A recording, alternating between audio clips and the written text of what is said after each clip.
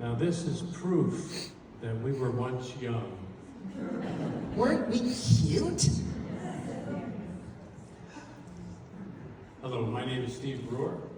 I'm a retired minister and a retired Christian counselor. And I'm Nancy Brewer, and I'm a retired children's librarian. We're happy to be here this evening to talk to you about forgiveness.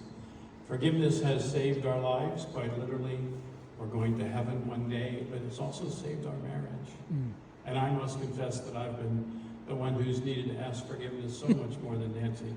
I picked a really good woman when I married, which is a really smart thing to do. We are thankful to God that forgiveness has helped us to repair our marriage and our mistakes over many years of marriage, which is 50 years in June.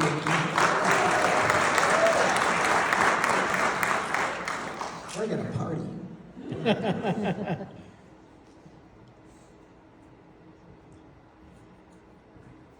And we're also Why? All right, so next. here's our family. We have 2 married adult children, Jen and Jeff, and 8 grandchildren. And 1 grand dog. So this is an introduction to the 3 lessons that involve peacemaking. Tonight we're going to talk about forgiveness, what it means to forgive, and importantly between us and God, but also importantly between you and your spouse. Next time we're going to talk about making amends, which is different but important.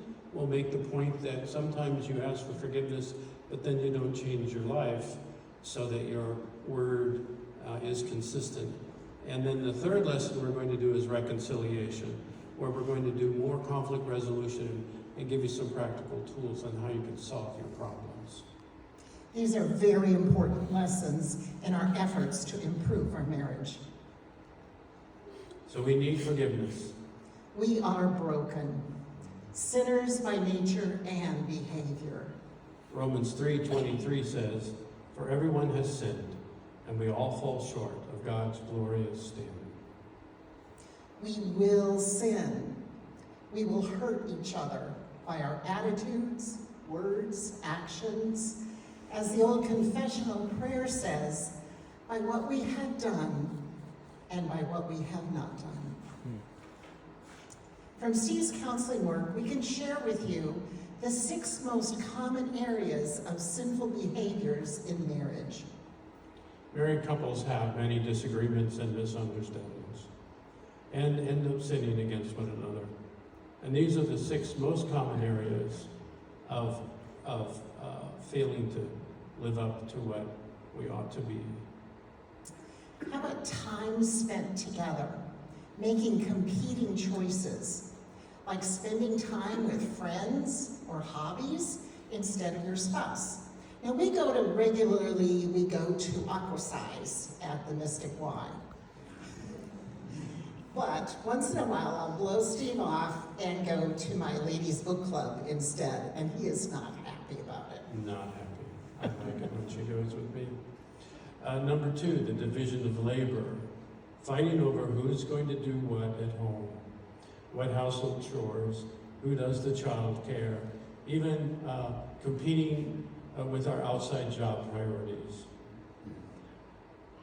Sometimes Nancy presents me with the dilemma when she says she doesn't want to cook. And I have to figure out what we're going to do. I expect her to cook a lot. She's a much better cook than I. And that leads to conflict.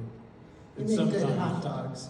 Yeah, I can do hamburgers and hot dogs on the grill and stuff, but very limited. Anyway, sometimes division of labor involves not just home, but also when you're willing to stay late at work, and that creates a problem at home when they're expecting you and you haven't arrived yet.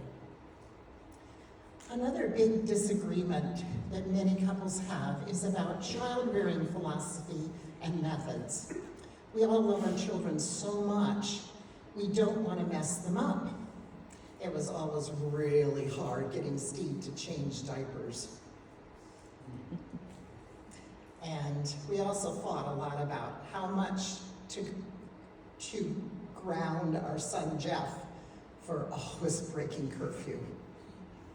So our kids are really important, and we're thankful to God that they turned out pretty well.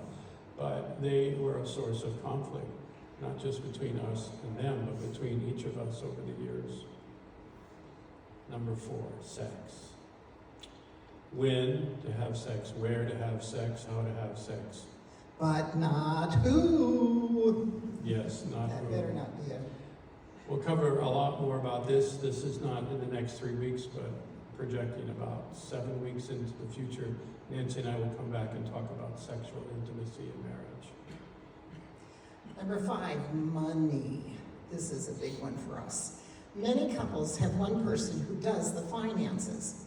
But do you share financial decisions to avoid conflicts?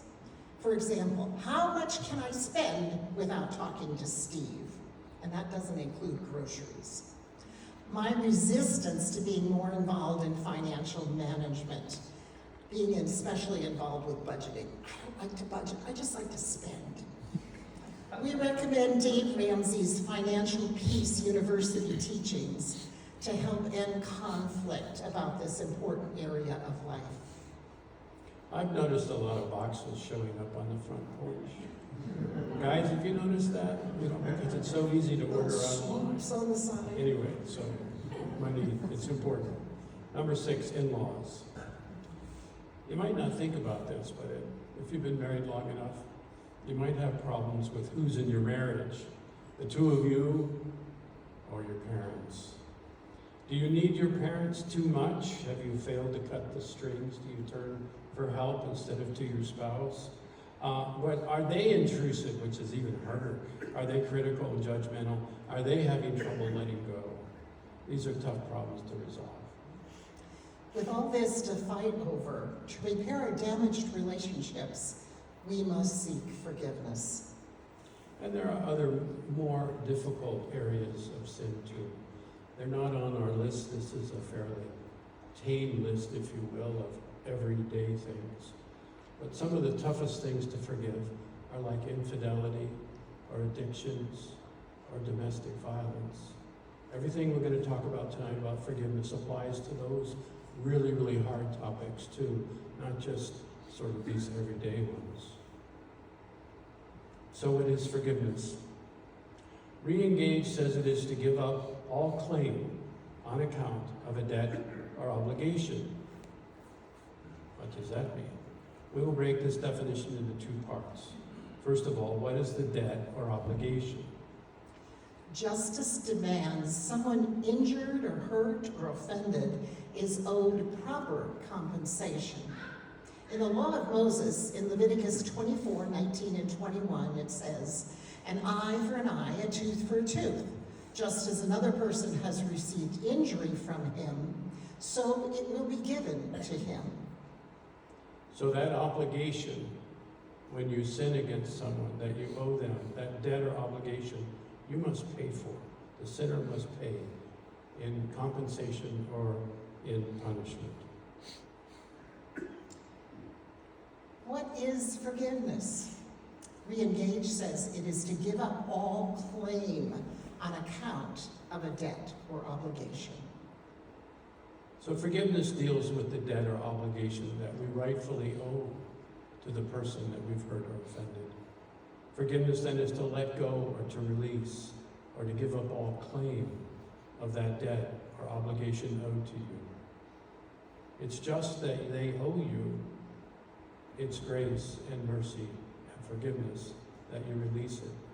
And you also have the opportunity to let go of malice and resentment and anger that goes with an injury, wound, or offense. Forgiveness is the ultimate relationship repair method between us and God and between one another. The scriptures also teach us that we must forgive. In my university teaching and family studies, I've taught about forgiveness for years, but it's a secular environment, and I encourage people to forgive. But we as Christians, we have a mandate to forgive. Why is that? It says in Ephesians 4:32, be kind to one another, tender-hearted, forgiving one another as God in Christ forgave you. In Colossians 3:12 through 13, it says, put on then, as God's chosen ones, holy and beloved, compassionate hearts, kindness, humility, meekness, and patience, bearing with one another, and if one has a complaint against another, forgiving each other as the Lord has forgiven you. So you must forgive. So how do we find the way to forgive? I believe it comes first of all because we ourselves have been forgiven. When we've felt and received that grace, then it makes it easier, maybe not easy, but easier. But why must we forgive? And that is because the debt no longer remains, it's been paid. In 1 John 2, it says, he himself is the sacrifice that atones for our sins, and not only our sins, but the sins of the whole world. Jesus has paid the price already. So if you asked for the debt, the obligation to be paid to you, it's not right. It's already been paid. Jesus has atoned for that sin. He has provided the compensation. Forgiveness is not about forgetting. You may always remember his or her sin.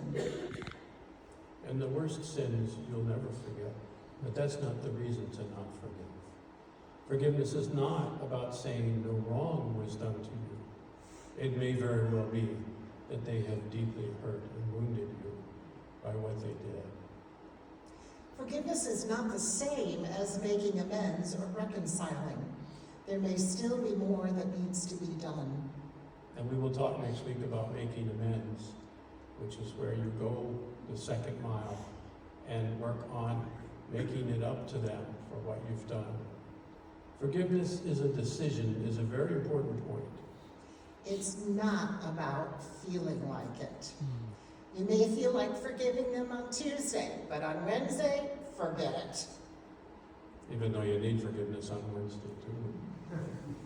Forgiveness is a decision that you may have to work on, forgiving them for what happened over a period of time. If you ask for forgiveness from someone, you can't demand that they forgive you on the spot. If they have to say, well, I'm going to need time, I'll work on it, you have to give them that time. Hope and pray that they will find a way to forgive. Now, I also want to point out that there is grace from God to forgive. He will give you the grace you need to pardon the person. Part of the grace that comes to us, we give to others. And in that moment when we really need something divine to help us release the anger, the bitterness, the root of bitterness, God will give you what you need if you ask him for it. Hopefully it won't take you a long time to forgive. I once had a couple come to me in counseling. He had had an affair and deeply wounded her. And they were there because she hadn't forgiven him yet. Unfortunately, it had been 15 years since this had happened, and they were still troubled by that event. It's important to forgive. It would be helpful if you could find the grace and mercy from God to do it fairly quickly so you can move on. Forgiveness is about you letting go of your hurts, not holding another's mistake against them. If you need help, there's an excellent forgiveness prayer on page 44 in tonight's lesson. I won't recite it again for you, but it hits all the important points. And remember, Jesus paid the penalty, the atoning sacrifice for all sin already. It's a done deal. This is why we must forgive. There is a cost for unforgiveness. You continue to live with grievances that soil and ruin your ongoing relationship. One of the costs is living in anger and resentment, and that just eats you up inside and makes your life miserable. There's a very powerful verse in Hebrews 12, verse 15. It says that when we are unforgiving, it causes a root of bitterness that can spring up, troubling and defiling many. So your unforgiveness probably will not just be confined to you. It will spread to the kids, to the extended family, friends. Other people will become offended because you're offended. So we need to limit how far it goes. Unforgiveness is a source of malice toward the offender. You may be motivated by revenge in future interactions. So how often does forgiveness need to happen? As often as you sin. But how often does it need to happen to maintain a good relationship? In Matthew 18, 21 and 22, in the King James Version, it says, "Then Peter came to Jesus and asked, 'Sir, how often should I forgive a brother who sins against me? 7 times? No,' Jesus replied, 70 times 7, which is 490, in one day." For the same thing. Try that. That's what he was talking about. And they thought they were asking an outrageous question when they said, should we forgive him 7 times? Jesus' grace is over and abundantly above and beyond what we ask and think. There's more than enough grace for all the forgiveness we need for us and him and for one another. In the NIV and the ESV, it actually says 77 times. In any case, we're supposed to forgive a lot, as much as necessary. When I forgive my spouse, I am freed from malice and anger and resentment. And I can promise I will not dwell on this incident. I will not bring up this incident again and use it against you. Importantly, I will not talk about it to others. I will not let this incident stand between us or hinder our personal relationship. So forgiveness can really be a game changer. It's the way we reset. It's the way we clear the air. It's the way we start over. I encourage you to make forgiveness a part of your relationship. I hope that what we've said will be helpful in your marriage. We believe that forgiveness is vital to a healthy marriage. Thank you.